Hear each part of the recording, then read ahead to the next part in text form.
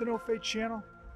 Checking in. And after almost 40 full years, the wood siding on this house, on my home, is finally going to get an upgrade. And on this episode of Dad's Old House, I'm going to take you through the entire process, why we went with the upgrade, how much it cost, why I chose the contractor, which type of vinyl siding I went with regards to the texture, the quality, and the color. And of course, we're going to talk about why I am going to be putting the vinyl siding over the existing shingling rather than removing that shingling. Let's get to it. That was easy. Well, not quite as easy as the video would make it look. We're going to go through all of the nuts and bolts, the decision processes, the cost, the analysis, the final result, and the effects on the house in terms of heating and cooling. Before we even get started, I want to know from you. Comment down below, how old is the siding on your home? And do you think it's time for an upgrade? I'm always curious how old and what people's decision processes are when it comes to improvements on their home. Why did we go with vinyl siding? Let's just start quickly from the beginning. The house was built in 1983, so it is getting up there in years. We moved in 12 years ago, and at the time, the siding, the wood shingling that's common to New England, was in need of some paint, and some of the actual shingles were bowing and coming up. So even then, when we initially moved in, we thought, hey, maybe it needed another coat of paint, but at the time, we just didn't have the funds. Flash forward 12 years later to now, and we knew that we needed an overhaul of the house. It was probably one of the worst ones on the street by far. And we knew also we didn't want to have to repaint every 5 to 10 years with regards to wooden shingles. So we decided to go vinyl siding. Reason being is the longevity of the vinyl siding is stellar. The quality and the colors have greatly improved since when it first came out. The price point, which I'll get into later, was also very, very reasonable. And then in a couple years, when the house looks dirty, we'll simply just power wash it down, and we will probably have a house that looks almost as good as the day the siding was done. How did I pick a contractor to do the vinyl siding? And the answer is that was probably the easiest decision. Burgess Builders, I'll link them in the description. I have been going with them for everything. My deck, my roof, my windows.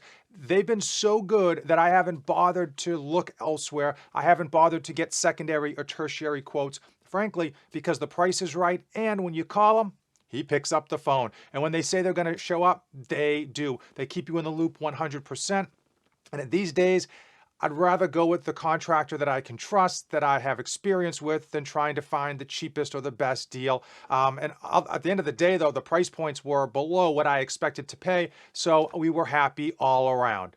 Which vinyl siding to go with? Apparently, there's a whole bunch of them out there. Well, one of the nice things about my contractor, at least for me, is that he has a number of vendors that he specifically goes with because they offer good price points and high value return. So when it came to vinyl siding, I really only had one option with regards to what to go with, and that was Main Street Siding. So Main Street Siding, like most siding companies and like most home sellers, have different options of price. You get a whole host of their standard colors here, and then for an upcharge you do get a deluxe set of colors. I talked to my contractor and he said that the deluxe isn't just a better color, it is also a thicker siding. So ultimately, since we expect to live here for quite some time and we're not flipping the house and we don't plan to move anytime soon, we didn't really want to cheap out because at the end of the day the price point differential wasn't substantial, at least when we think about the longevity of our home.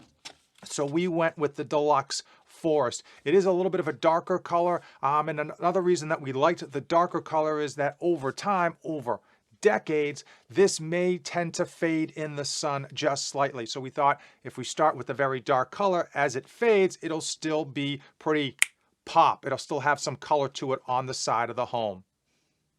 I want to quickly talk about the two ways to install vinyl siding. Now, I'm not a huge expert in the field, so we're really going to be talking high level. So the number one way to install siding on a previously built home is to remove the existing siding completely. Go all the way down to the wood. That way you can assess any type of mold, structural damage, critters, what have you, and then having fixed any of those issues, begin to side the home with vinyl siding.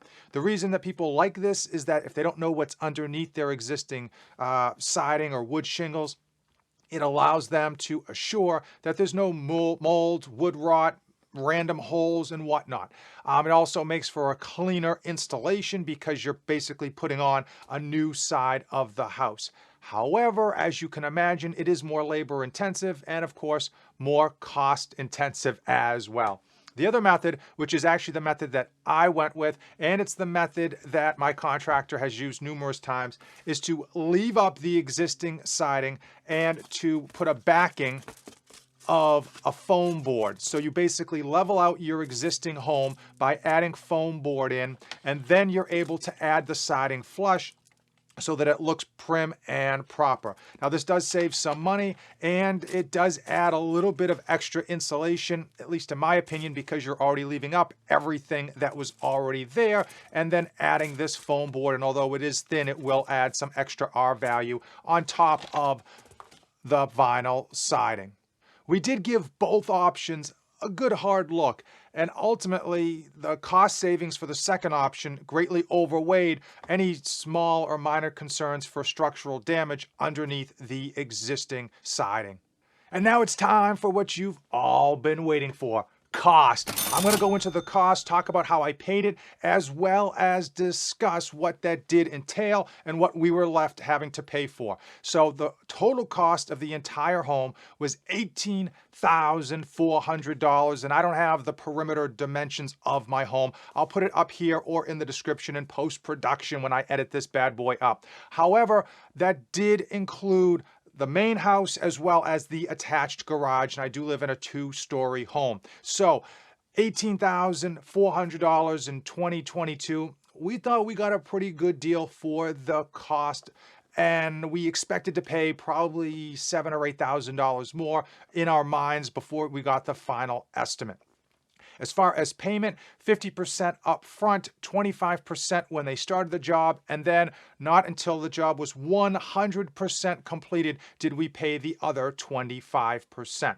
What did that $18,000 and change give us? Well, number one, it allowed them to get a building permit, which isn't big money, but it is something they have to do. Also, they removed all of the gutters, they removed all of the exterior lights, and they prepped the side of the home accordingly. Then they attached all of the stuff that you would do for vinyl siding, the foam board, and then the vinyl siding wrapped the entire home. They did the edge pieces and they made sure to trim in the windows as well. It also included the shutters, and what didn't it include, right? Obviously, there's always going to be that one thing that it doesn't include. Well, the small stuff, it didn't include doorbells. The old doorbells were very, very old, and we didn't want to reuse the existing doorbells, so we ended up going with new doorbells.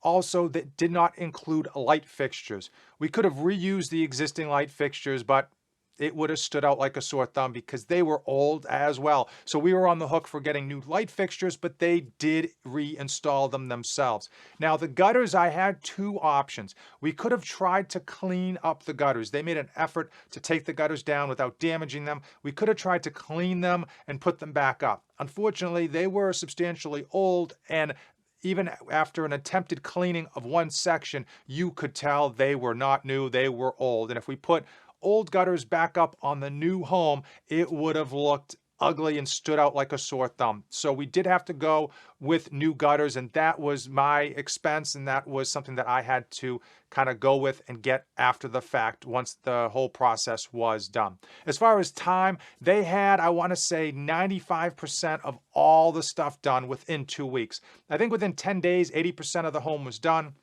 Within 2 weeks, 95% of the home was done with only a few touch-up pieces to fix, and within 3 weeks, everything was done. So 3 weeks for the entire process. But we did have a few days of rain, and there were a few delays as my wife and I decided which light fixtures to purchase so that they could install them. After 2 weeks, the house looked great, but of course the small stuff does tend to take a little bit longer. It has been over 2 months since the vinyl siding was 100% done. So what have we noticed with regards to the siding? What were some of the benefits? What were some of the detractors? Honestly, it's like a complete facelift, especially going from not only a different color, but a different siding altogether to this Forest Deluxe vinyl siding.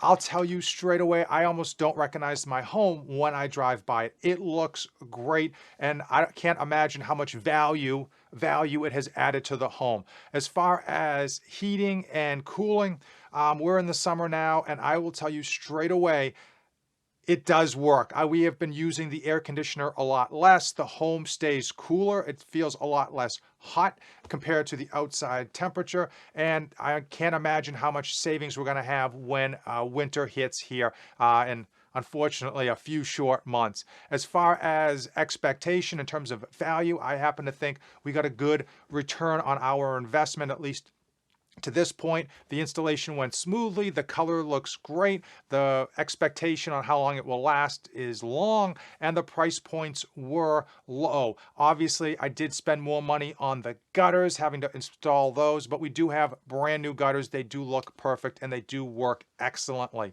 If you do live in New England and you are interested in a great contractor, I'll put Burgess Builders in the description. Let them know I sent you, and they'll probably give you as good a price as they gave me. I want to know from you. Comment down below, how old is the siding on your home? And is it time for a new facelift? I will tell you straight away, we're glad we waited as long as we did so that we had the finances to pay for the vinyl siding. But man, it was absolutely beyond time to fix up the side of our home. Now, if you came to the end of this video, guess what? You and I are officially best friends. That's right, Tango and Cash, band of brothers. Give this video a like, hit that red subscribe button. As usual, thanks for watching, and don't save anything for the trip back.